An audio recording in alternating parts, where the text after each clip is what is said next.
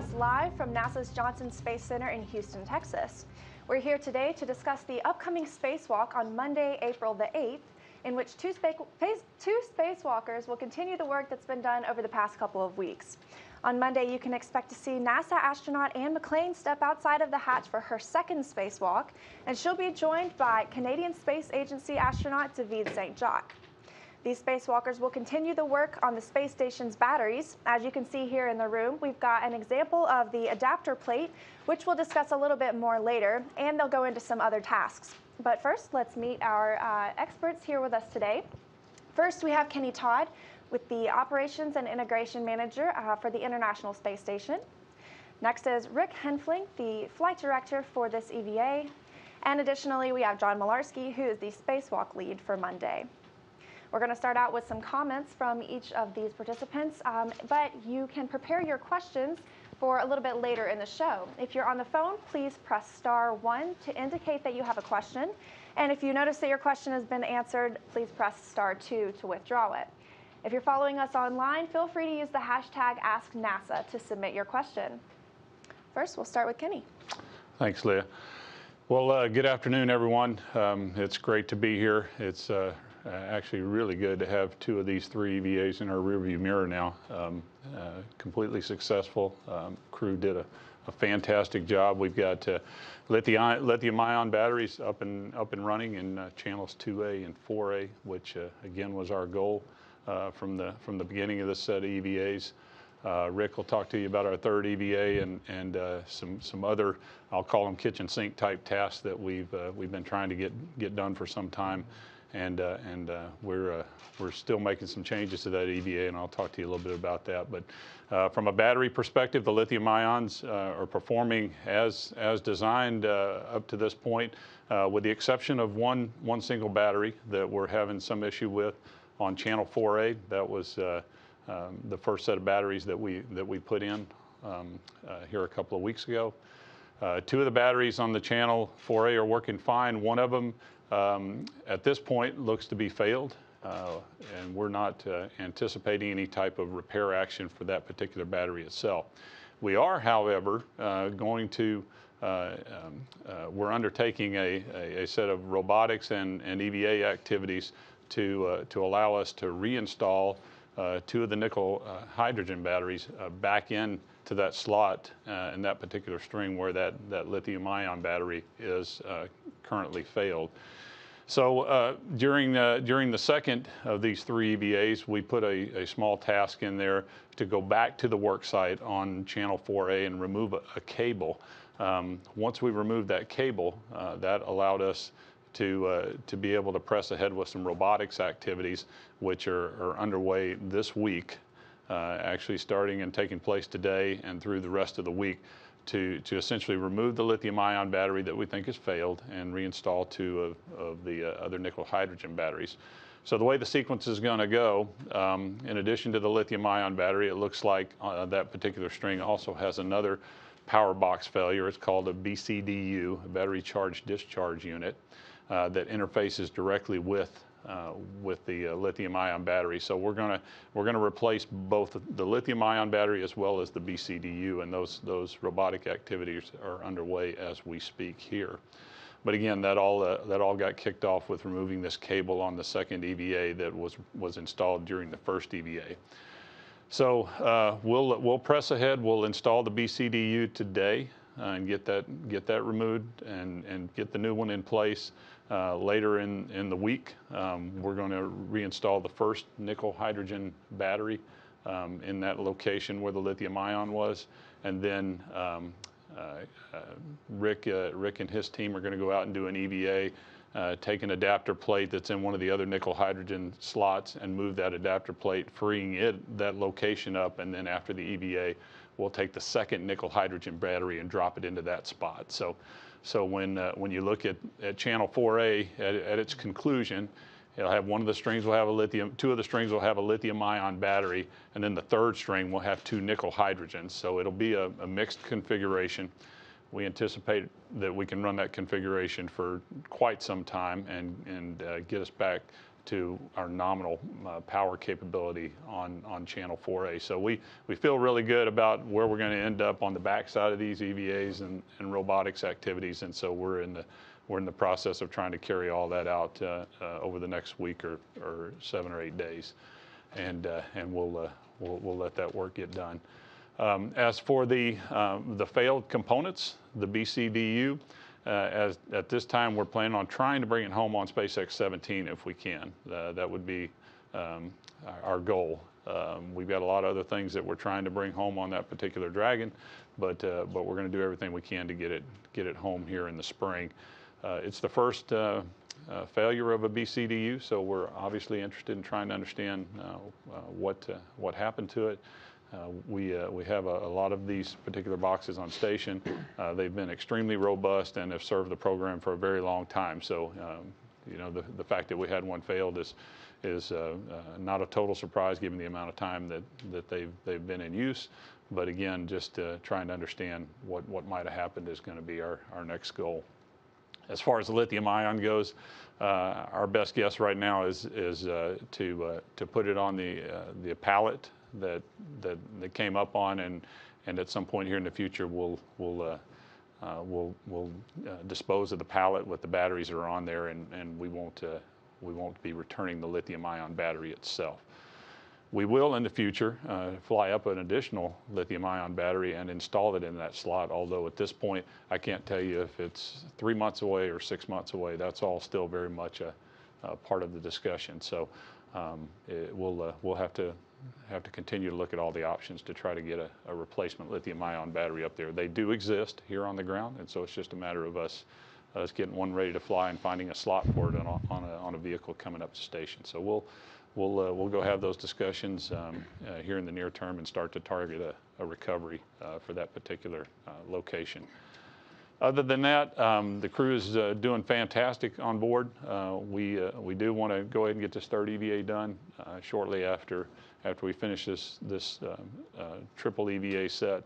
We'll be getting ready for the Northrop Grumman flight, followed a week later by SpaceX Dragon. So by the end of April, we're hoping to have two new visiting vehicles on station, and so we're right in the middle of the throes of it now. But it's been a pretty exciting month so far, and it's still early. So we're looking forward to the next 3 or 4 weeks, and it's a pretty exciting time. So with that, I'll turn it over to Rick, and he can talk about the specifics of what we're going to do on Monday. Okay, good afternoon, everyone. I'm Rick Henfling, the lead flight director for the Trust Jumpers EVA. That's US Spacewalk number 54. Before we get out and conduct our spacewalk on Monday, we have a few robotic preparation activities that Kenny had mentioned. In summary, we have the removal and replacement of that battery charge discharge unit. And then we also have an activity to remove the failed lithium-ion battery from the integrated electronics assembly. We're going to take it over to the pallet, which was the component that brought up all the batteries on the HTV-7 mission. Once those activities are complete, we will be in a good configuration to have the spacewalkers take an adapter plate that was originally intended for use with the failed lithium-ion battery, and we're going to move it over and stack it on top of another adapter plate, which is currently in use. And the engineers who developed these adapter plates did a great job in providing a design that allows these plates to stack on top of one another for just this type of situation. And this is a task that we didn't originally plan to do on this spacewalk, but as the third EVA in a series of 3, we understood that it was certainly a possibility that we would need to react to some of the issues that were encountered in real time. And so the team has done a tremendous job to be flexible in the planning of this spacewalk, and we'll be ready to go on Monday. As for the crew, preparations are going well. The tool configuration is being done on board today. We have a little bit more tool configuration later in the week. The suits are behaving extraordinarily well. Typically, when you have a series of EVAs, there's a number of suit considerations and items of interest to make sure that we run to ground. But we are doing really well from a suit perspective, and the 2 suits we're going to send outside for use by Anne and David are in great shape. Tomorrow we have a study session to review the procedures, and then if the crew has any questions, we'll have an opportunity to have a conversation with them to clarify any questions they may have. And everything else is proceeding well with the rest of the EVA preparation activities for conducting operations on Monday.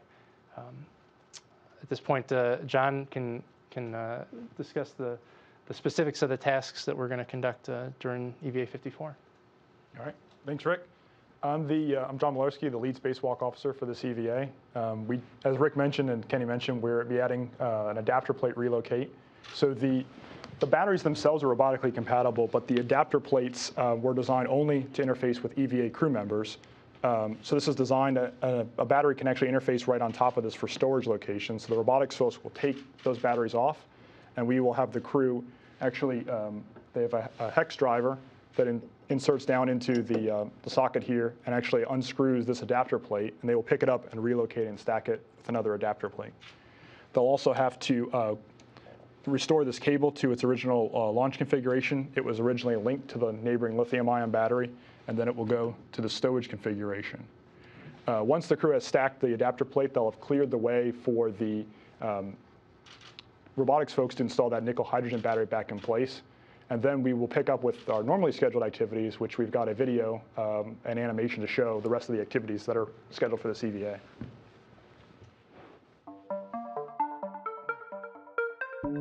US EVA 54 will be conducted by Anne McLean, EV1, in the red stripes, and David St. Jacques, EV2. EV1 will lead out of the airlock to the nadir side of the US lab and temp stow the bag.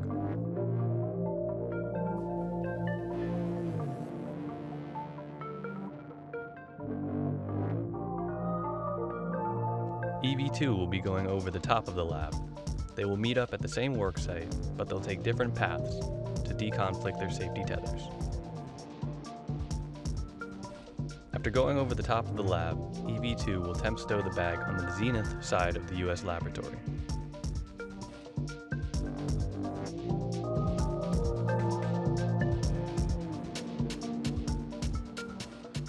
From here, both will converge on the port side, forward end of the US lab, where they've got a MMOD or micrometeoroid debris shield that they'll release.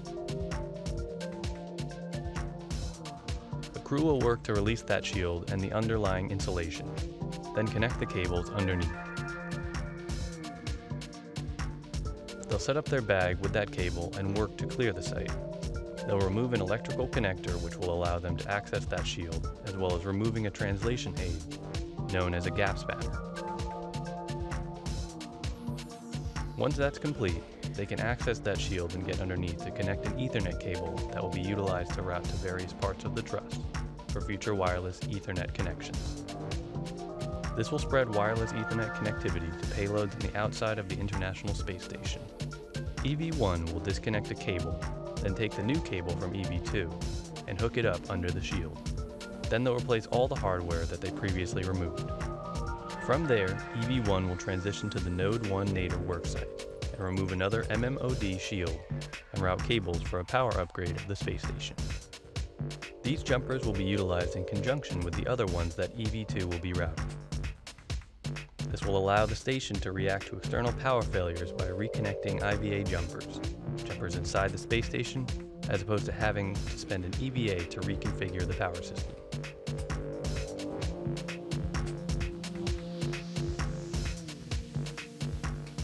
Now, EV2 will work from the zenith side of Node 1, directly above EV1. EV2 has a longer set of jumpers that will run from the forward side of Node 1, routing into the S0 truss through the MLI, where he will temp stow those for EV1 to pick up later.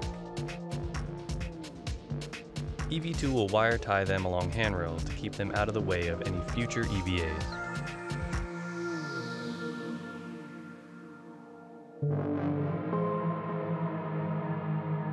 Once finished routing that cable, EV2 will come down and help EV1 secure the micrometeoroid orbital debris shield over the Node 1 nadir worksite. From there, the crew will transition back to the airlock to pick up bags for the next task. EV1 will be heading up to the S0 truss to pick the cable that EV2 had previously left. This is the one just installed through the MLI on the aft side of the truss. EV1 will enter the bay and continue routing it inside of the truss, separating the blue and red cables. The blue cable will transition to the next bay over to the right, while the red cable will be temp stowed on a handrail for installation at a future time. Once those cables are connected, EV1 will exit the truss bay, enter the adjoining bay, and complete the routing of the blue cable.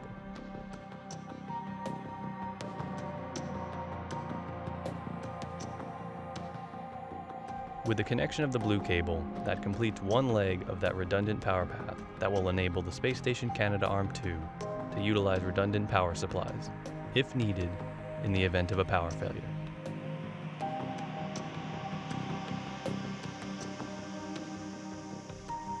At the same time, EV1 is connecting those cables. EV2 will have picked up what is known as the Bartolomeo Training Slip-Off Protection and head to the front side of the European Space Agency's Columbus module.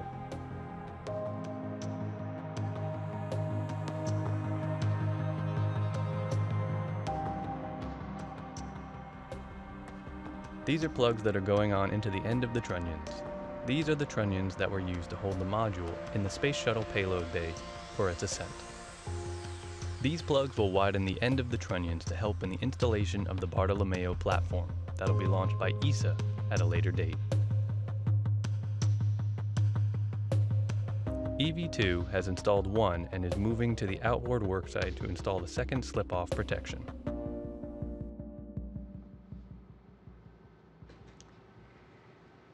Thank you very much to Rick, Kenny, and John for joining us and telling us more about the EVA, the spacewalk. We are going to now open the floor for questions. So we have media in the room, and we may also have some on the phone line. Just a reminder, if you have a question, press *1 to queue it up. And if you hear that question answered before you get the chance to ask it, press *2 to remove it. We're also online, and you can ask your questions using the hashtag #AskNASA. So we'll start. Does anybody in the room have any questions? Okay. And don't forget to state your name and affiliation before answering your question. Sure. Hi, Robert Perlman with CollectSpace.com. It was mentioned that the BCTU, this was the first failure of its type, and that you want to bring it down to look at to see why it failed. Do you have any theories as to what the failure might have been? Not at this point. We really don't. We're not even hazarding a guess at this point. That's why it's important to us to get inside the box, and usually it'll have some signature once we get in there. But no, we basically just saw the output not acting the way we want. So we feel pretty strongly it's failed, and we'll get confirmation when we put the new one in here later this afternoon and start trying to do some work with it. But no indications at this point. And it was mentioned that the part of the work for this EVA is to provide a redundant power source for the Canadarm2. Just to clarify, so the ARM has not had a backup power source until this point, and was there an event that triggered this idea of why it needs to be added now? So the ARM does have redundant power sources, and we have increased the capability and the tasks that we are comfortable performing with that ARM. And so if one of the power sources that supplies power to the ARM fails, we now have the opportunity to do a remove and replace using the ARM itself. However, we wouldn't want to operate the ARM in a zero fault tolerant configuration so that we would be susceptible to a failure that would leave us in an ARM configuration that would be unsatisfactory.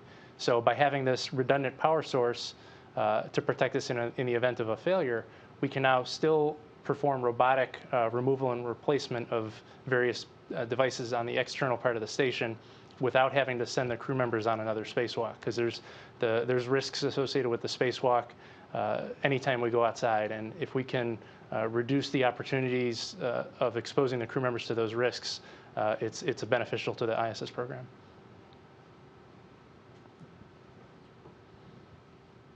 Thank you. I'm Mark Carreau with Aviation Week and Space Technology, and I have a couple questions. My first one is, are the lithium-ion and nickel-hydrogen batteries electrically compatible to your satisfaction working close together? I know you've had them on different sides of the solar array, but I just wonder if the proximity adds any sort of concern. Not. Are they compatible? Yes. When you take the strings and you look in there, there's a BCDU, if you will, that's interfacing with each string. So there's 3 BCDUs and there's three essential battery sets on there. So 2 of them are going to be hydrogen. They're going to be working with its own BCDU. Each of the 2 lithium ions will be working with its own BCDU. We're going through the update of our products right now to make sure that our different algorithms understand that we're running in a mixed configuration on this particular channel. And so those product updates are going to get across the finish line right about the same time that we finish these robotic operations. So that's all in work right now. So we understand what needs to happen in order to run in this mixed configuration, and those activities are in work within the ops community, ops and engineering communities. Okay, thank you. And I had kind of a big picture question. The first 2 spacewalks, you were kind of at one general site, lots of big equipment. This time they seem to be moving around, more hand action, but I just wonder if you could sort of characterize the difference between this particular spacewalk once you're through with the batteries and working around the station as opposed to the battery swap out. So for this spacewalk, we have a lot of unique work sites, and there's not a whole lot of opportunities to get access to those work sites in the future. And we have a number of future experiments that we are trying to prepare for. And the spacewalk that we're going to conduct Monday is a conglomeration of all those unique work sites that really didn't fit anywhere else. And so we're gonna tackle all of those tasks in one single spacewalk, as opposed to doing a number of shortened spacewalks with only going to one of those work sites. Hi, Eric Berger with Ars Technica. I realize that things are always subject to change, but I just wonder if you could talk maybe a little bit about future EVAs that you would have planned for this calendar year, if any. I know April you've got the visiting vehicles and other things scheduled for later in the year, but I'm just wondering what other tasks are you hoping to accomplish outside the station this year? Sure. We have a little later in the year, in the summer timeframe, we'll have the new docking assembly that's going to be coming up on one of the SpaceX flights, and that's going to drive an EVA there. Once you get past that, we really are wrestling with the numbers of EVA requirements between now and the end of the year. We have on the HTV 8 vehicle, there will be another external pallet coming up with a set of batteries destined for the outboard channel. And we know those particular EVAs are going to be longer, more difficult, in that there's going to be more of them. In addition to that, we're also considering the AMS repair sometime here before the end of the year. At least we're planning for it. We're working through all the details of hardware deliveries and procedure development and making sure that we can do it. But in terms of our thinking between now and the end of the year, those are 2 pretty major objectives that we're trying to work our way through. And do I think we're going to do all the EVAs for both of those objectives? Probably not, just because we got a lot of science between now and the end of the year that we're trying to get done with some of the vehicles that we have coming up. So I think we've just got to work through the rest of the plan, figure out what makes sense to do this year versus trying to get a more ready time frame to do those maybe sometime after the first of the year. So that's all still in a state of flux. We'll do the IDA here in the spring, and then we'll start to put a little more fidelity on the plan probably summertime when it comes to the spring, or when it comes to the fall and the winter.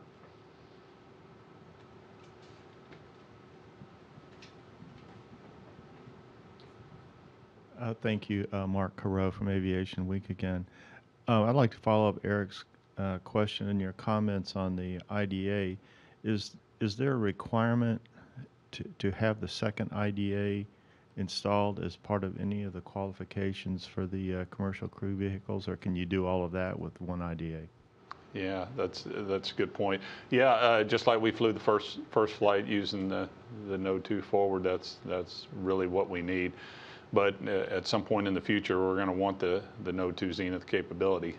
Once we get up and running and start flying in a standard cadence, it's going to be to our advantage to do it. So, plus we like the redundancy in ports, to be quite frank with you. I mean, that's just, it's puts us in the best posture going forward. But in terms of a requirement for certification, no. Thank you. And before we go to any questions on the phone, if you're watching and you don't know our acronyms, EVA is extravehicular activity, and that is a spacewalk itself. An IDA is an international docking adapter, and we also have the BCDU, the battery charge discharge unit. And John, if you would like to give us just a high-level definition of what that does and why it's important for the batteries.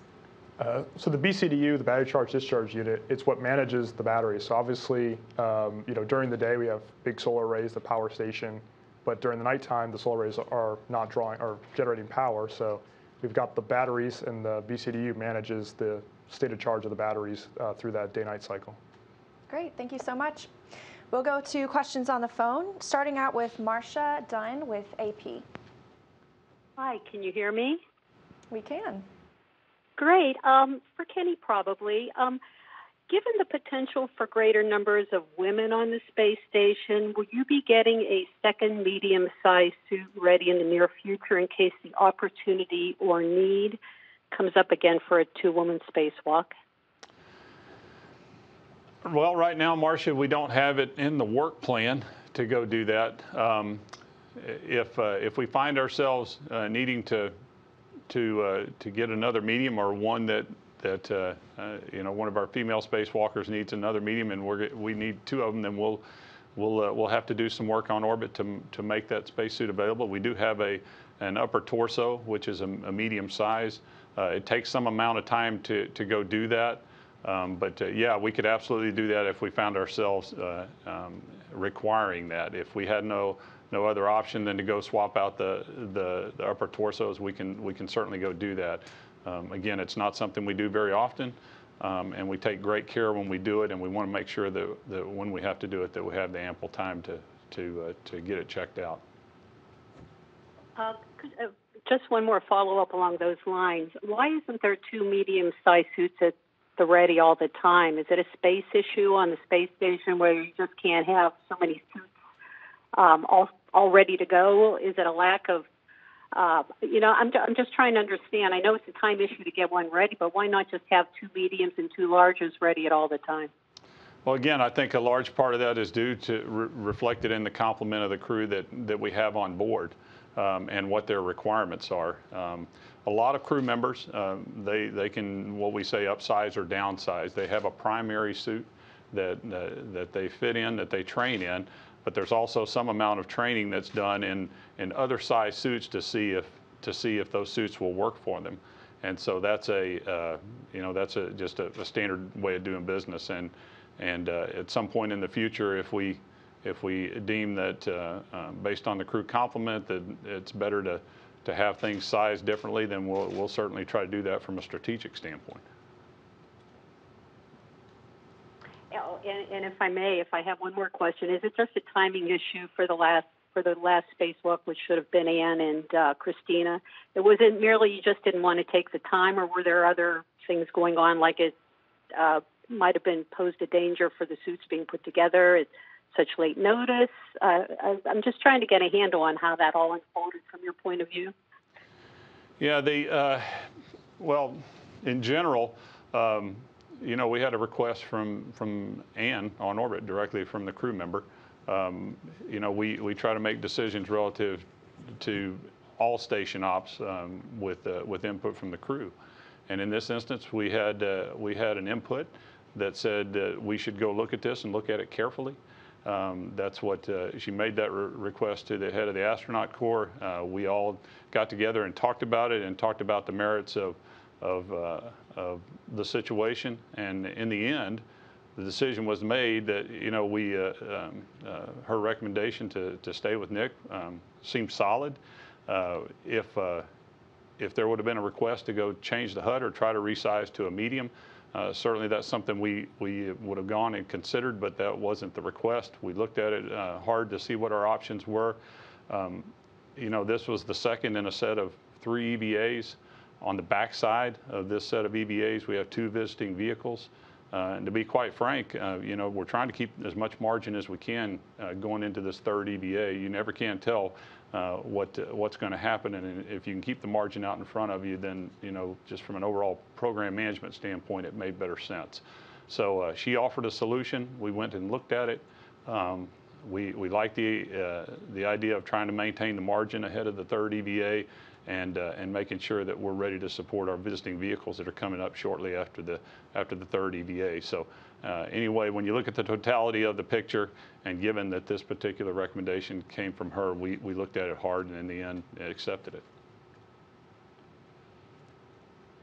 All right, thank you. Next on the phone, we have Antonia with Florida Today.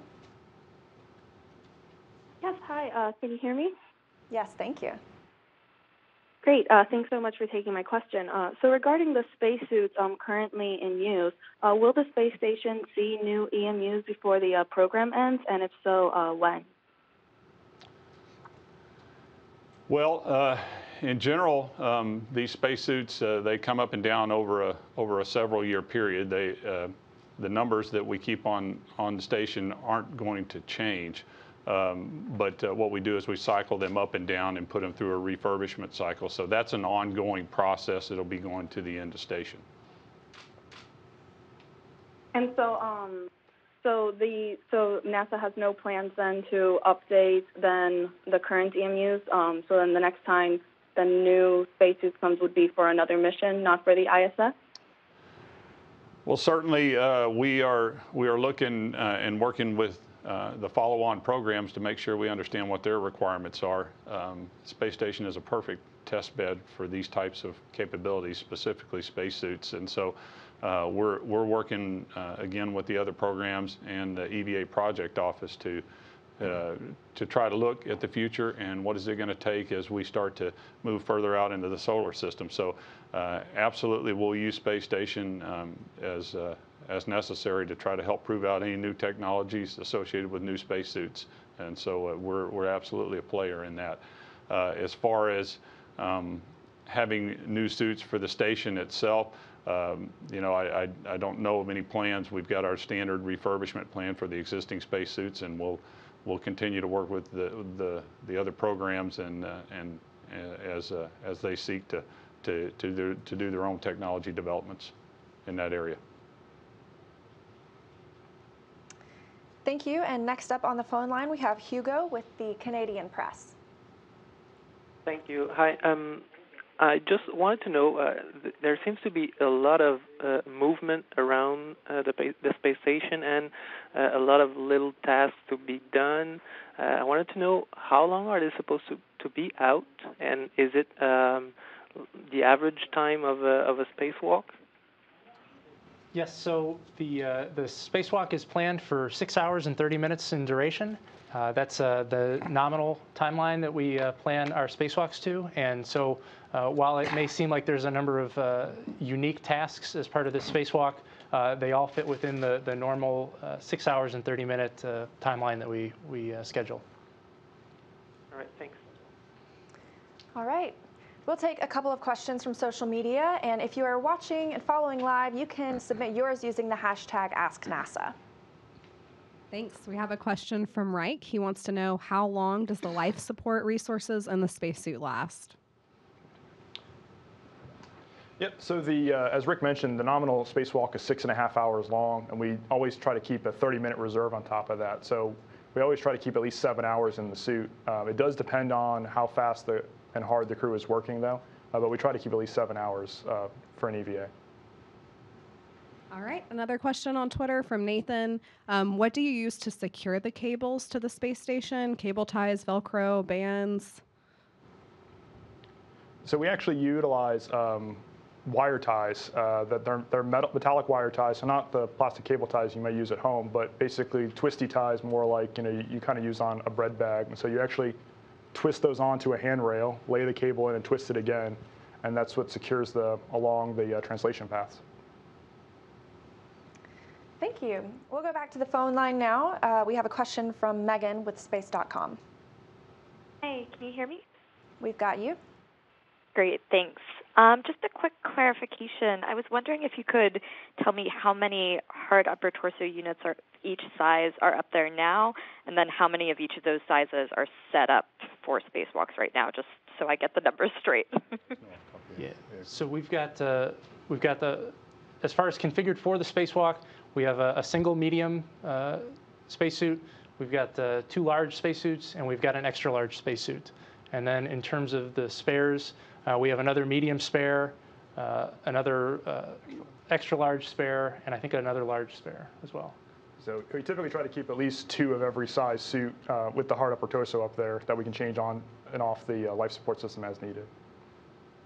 Great, thank you. And another question on the line from Sean with Spaceflight Insider. Yes, good afternoon. The question about timing for the EVA was 6 hours, 30 minutes. I'm wondering, can you speak to how much time is required specifically for the battery work, which was ahead of the work you described for the what was originally planned for EVA 3? Sure. The battery tasks that we have added to this timeline are 1 hour and 30 minutes in duration. Those will be the first tasks that the crew members will execute once they come outside of the airlock. And to accommodate the 1 hour and 30 minutes that we added to this timeline, there were other tasks that were lower priority that we had to defer to a future spacewalk. Thank you. Follow-up question. If you did make reference to keeping the margin out in front, if there are developments or things off nominal about this work and it requires a 4th EVA, do you have any capacity to execute that before the 2 vehicles arrive later this month? I think that will depend on exactly the nature of the issue. If we run into a significant problem and it takes our engineering and ops team a little extra time to try to figure it out, we'll buy ourselves some time. I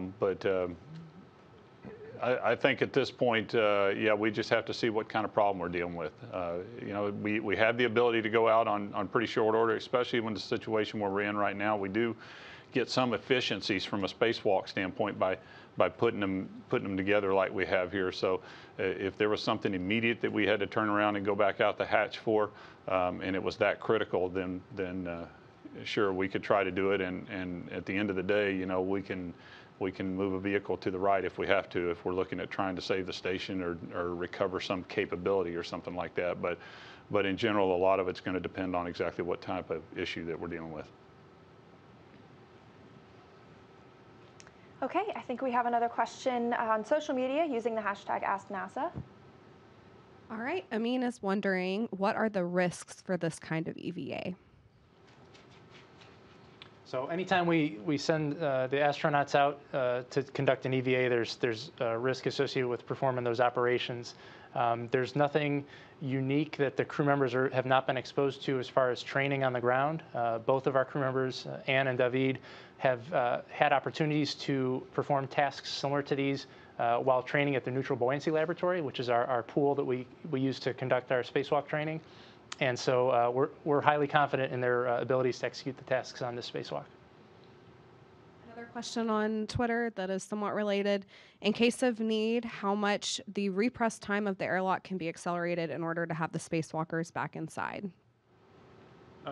In a true emergency, if it's a life-threatening event, I mean, the airlock can be repressed in under 2 minutes. So it's a lot faster than we normally would. There are other implications to doing so, but if it's truly life-threatening, you can do it in under 2 minutes. Great, thanks. Do we have any more questions in the room?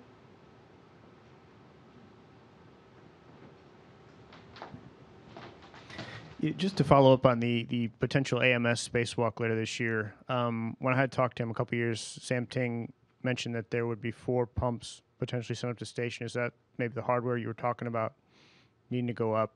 And what is the status of the cooling system? I think they were down to 2 cooling pumps, one of which was kind of a little flaky. So maybe you could just talk a little bit about the configuration of that instrument now.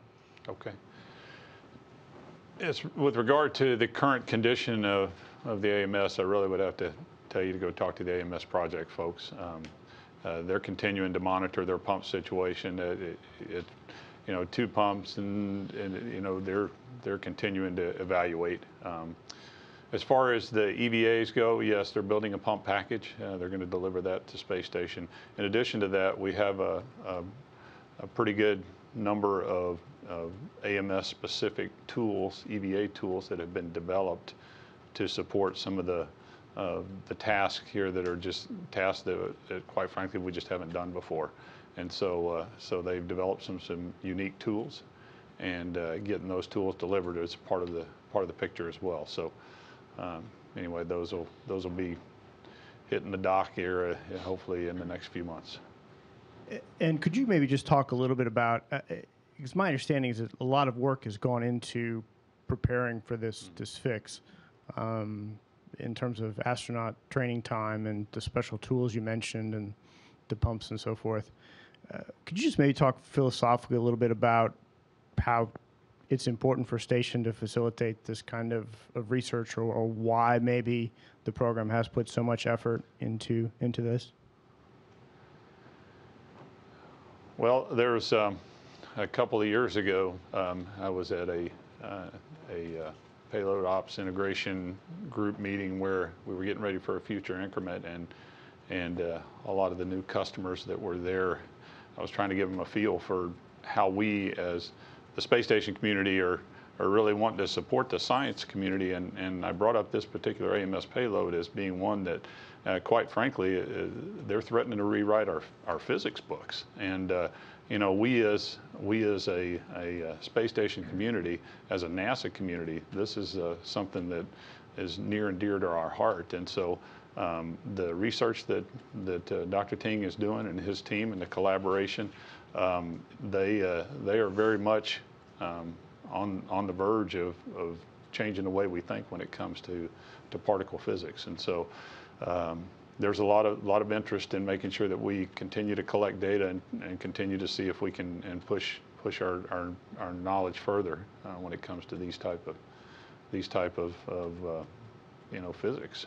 It's very impressive what that group is doing. So yes, we're spending a lot of effort, we're spending a lot of time to try to do it, but again, in the end, we think it's worth it, and it's certainly something that NASA supports. Thank you. Okay. I'm Mark Carreau with Aviation Week in Space Technology, and I think this is for Kenny Todd. Looking at the spacesuits you have now, what's your sort of sense about their utility through 2024 and possibly longer? Can you get there? I think that's my bottom line question with what you got and the kind of work that you do to maintain them on the ground and in orbit.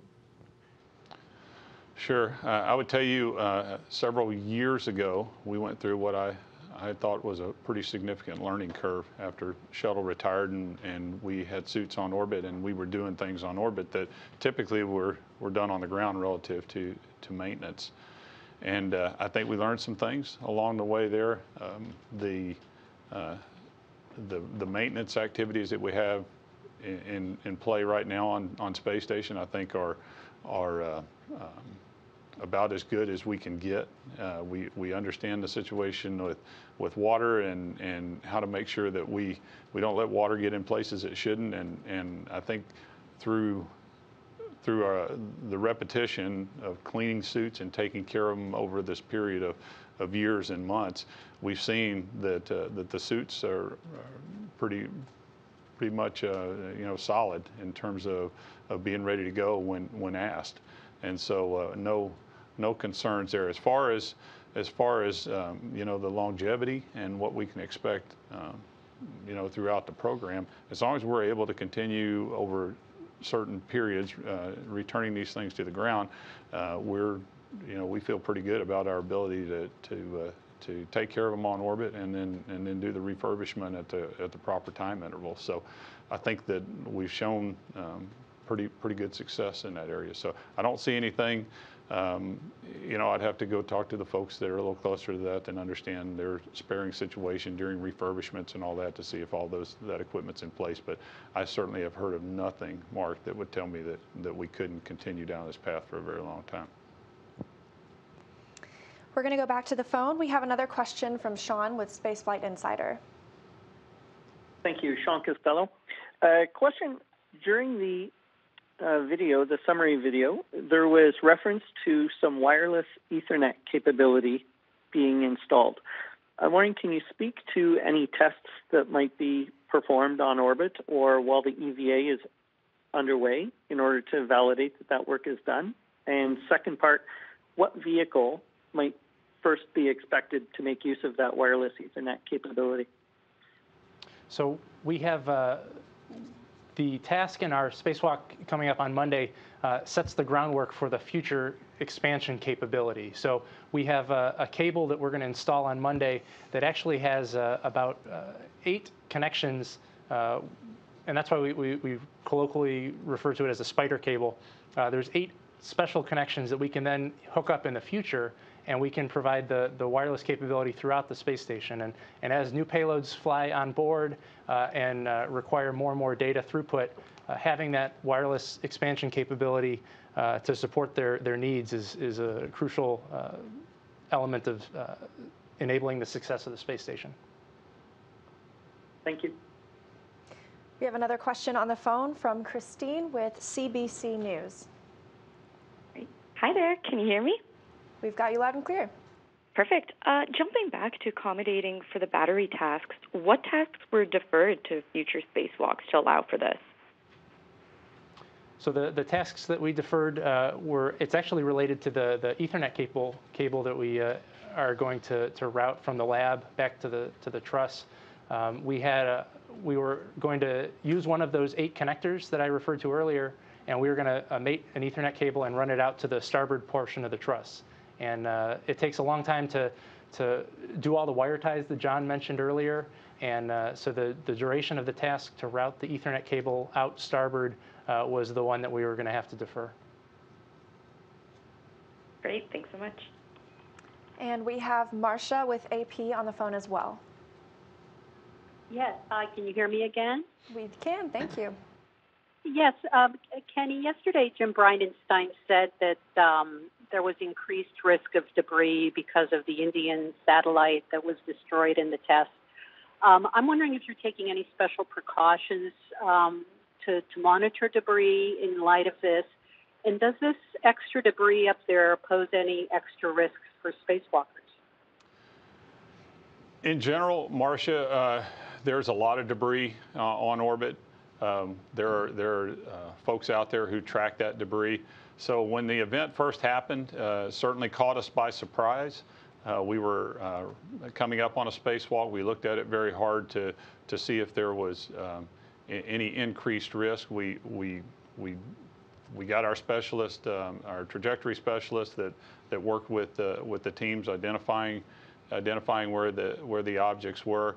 And at the end of all those conversations and the analysis, it was a very minimal increase in risk to send our spacewalkers out, and so we decided to. Over time, this particular threat died down pretty quick. There are some objects that are still up there. Those are cataloged, and every event that comes up, including the spacewalks, the upcoming visiting vehicles, there's a screening process that occurs in looking at where we know the debris is, not just this debris, but all debris on orbit, and screens to make sure that the trajectory, including the ISS trajectory, aren't on a collision course. And if so, then we get together and talk about what our options are, including doing a height adjustment burn on station or just waiting and letting it pass. So that's an ongoing process. We're past the early parts of that concern, and now we're basically just monitoring and tracking it, just like we all do all the other debris. All right, thanks. Do we have any final questions in the room? Okay. Well, that's all the questions we have today. Thank you all for joining us live and online. We hope that you'll join us Monday, April the 8th for the Spacewalk coverage. That'll begin at 5:30 a.m. Central Time, and you can also follow along on the space station's social media accounts. That's on Twitter at space_station, facebook.com/ISS, and on Instagram at ISS. Thank you again. And thank you to our guests for joining us today. We'll see you Monday.